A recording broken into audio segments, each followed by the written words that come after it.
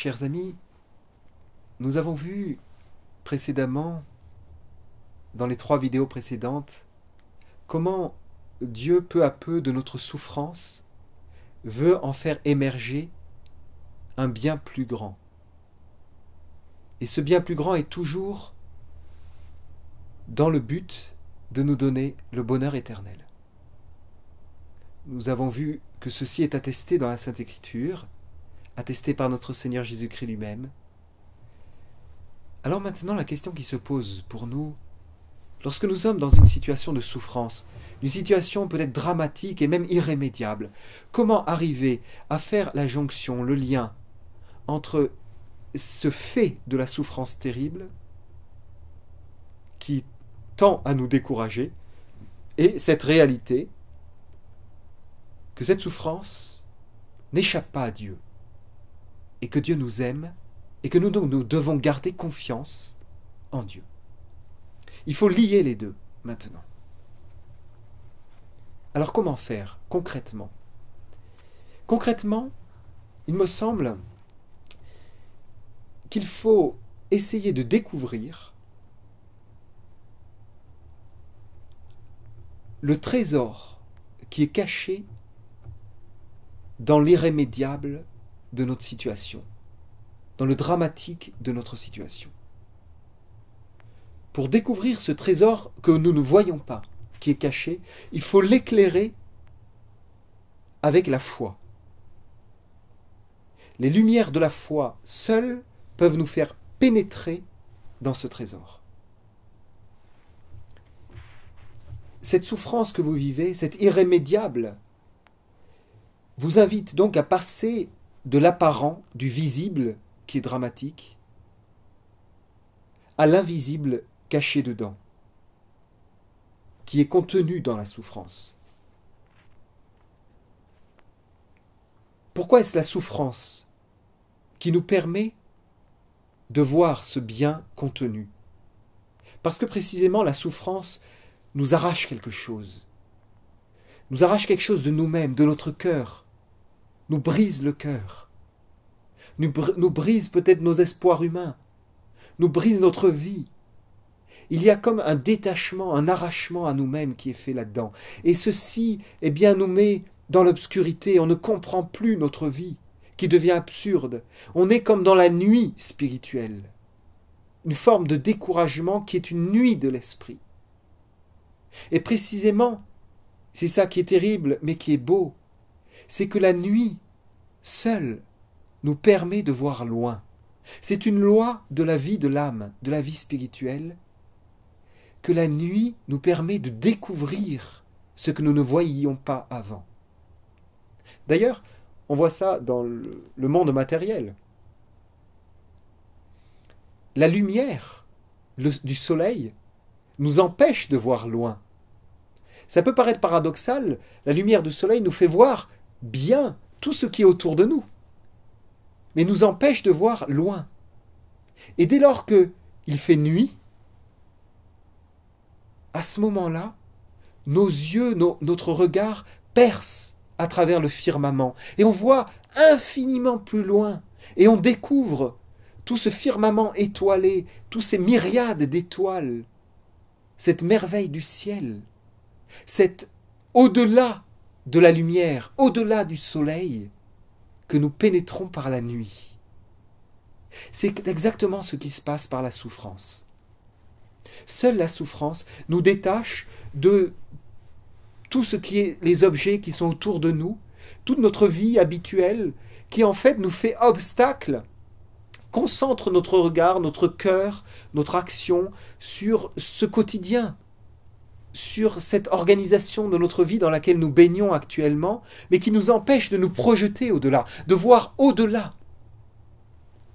Et la souffrance, dans son aspect malheureusement déchirant, qui est difficile, mais cet aspect-là, puisqu'il nous arrache, qui nous déchire, qui nous met dans l'obscurité, en tant qu'il nous arrache, en tant qu'il nous met dans la nuit, il nous éclaire.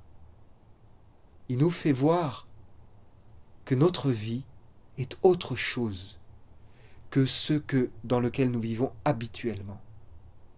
Il y a quelque chose de beaucoup plus grand, de beaucoup plus lointain, qui va durer toujours, éternellement. Et on se rend compte à ce moment-là, dans la souffrance, que ce à quoi on était très attaché avant n'a plus de valeur à nos yeux, devient secondaire. Pour que ce soit bien concret, et pour vous aider dans cette démarche, et vous faire comprendre la réalité de ce que je vous dis, je vous donne 2 exemples dans l'Évangile. La mort de Lazare. Lazare était un homme, un juif, qui habitait Béthanie, près de Jérusalem, et qui était un ami de Jésus. C'était une famille, il avait 2 sœurs, Marthe et Marie. Ils étaient très appréciés de Jésus, et lorsque Jésus, avec ses apôtres, montait vers le nord, souvent il s'arrêtait pour passer la nuit à Béthanie. Lazare, malheureusement, est un jeune homme qui attrape une maladie grave, assez foudroyante, puisqu'il va mourir assez rapidement. Jésus n'est pas à cet endroit, il est dans une région un peu plus loin. Alors les 2 sœurs de Lazare font courir un messager pour prévenir Jésus en disant « Jésus, venez, venez, Lazare est très malade, il va mourir. » Et quelle est la réponse de Jésus? C'est la réponse qu'il fait dans votre vie. C'est exactement la même réponse. Jésus ne vient pas. Il continue ce qu'il était en train de faire. Il continue sa prédication, les guérisons qu'il faisait. Et il ne vient pas. Il ne répond pas. Il attend.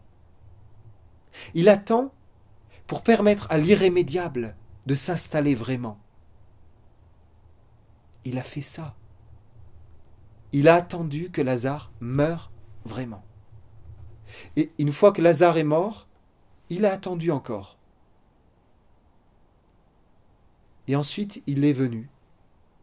Il arrive à Jérusalem. Et là, Lazare est mort et il est enterré. Cela fait 4 jours. Jésus vient. Il a attendu. Et il pleure. Et on pourrait dire, mais Jésus, pourquoi pleurez-vous de ma souffrance? Alors que vous avez attendu, vous n'avez pas agi dans ma vie. Et il a pleuré devant le tombeau de Lazare. Et ses pleurs peuvent paraître un peu incompréhensibles à nos yeux. Il a ressuscité d'autres personnes. Il a guéri tant de monde. Il n'a rien fait là. Pourquoi pleure-t-il? Pour vous. Pour vous montrer que lorsqu'il n'agit pas dans notre vie, ce n'est pas qu'il ne nous aime pas. Il est touché par nos souffrances. Il pleure devant nos souffrances. Devant vos souffrances, Jésus est touché aujourd'hui. Son cœur saigne de votre souffrance. Mais il n'a pas agi, parce qu'il veut faire comme avec Lazare. Il veut montrer qu'il est maître de l'irrémédiable, qu'il est tout-puissant précisément, et que lorsque l'irrémédiable est véritablement irrémédiable dans notre vie, Jésus peut intervenir encore et toujours. Et c'est ce qu'il fait. Il pleure devant le tombeau de Lazare. Il demande à ce qu'on ouvre le tombeau. Évidemment, les gens ne comprennent pas trop. Et on dit, non, n'ouvrez pas, il est en train de se décomposer, il sent déjà la pourriture. Jésus dit, ne vous ai-je pas dit que si vous croyez vraiment en moi, si vous mettez toute votre confiance en moi, si vous comprenez que je vous aime et que je suis tout-puissant, vous verrez la gloire de Dieu. Alors, les Juifs s'exécutent, ils ouvrent le tombeau, ils enlèvent la grosse pierre, et là Jésus crie « Lazare, viens dehors !» Et à ce moment-là, le fameux Lazare, qui était enterré, qui commençait à pourrir, qui était complètement lié de bandelettes depuis 4 jours au fond de son tombeau, ce Lazare se lève, il ressuscite, la vie revient en lui. Et il sautille complètement lié par les bandelettes et par le linge, le suaire qui était sur lui, le linceul. Et Jésus dit aux Juifs, ne soyez pas peureux, déliez-le, qu'il puisse s'en aller. Et c'est un miracle époustouflant. Et vous comprenez, chers amis, pourquoi? C'est difficile, j'en conviens, mais c'est la réalité. Toujours, si vous mettez votre confiance en lui, Dieu peut tout, tout. Mais toujours en vue de votre bonheur éternel. Le deuxième exemple, irrémédiable aussi, peut-être encore plus dramatique, c'est tout à la fin. Jésus est cloué à la croix. Il ne peut plus bouger. Il ne peut plus rien faire. Il est sans force. Il a perdu presque tout son sang. Il est cloué entre deux brigands qui sont condamnés à mort.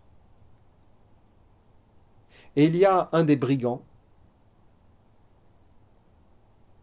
qui est dans une situation totalement irrémédiable.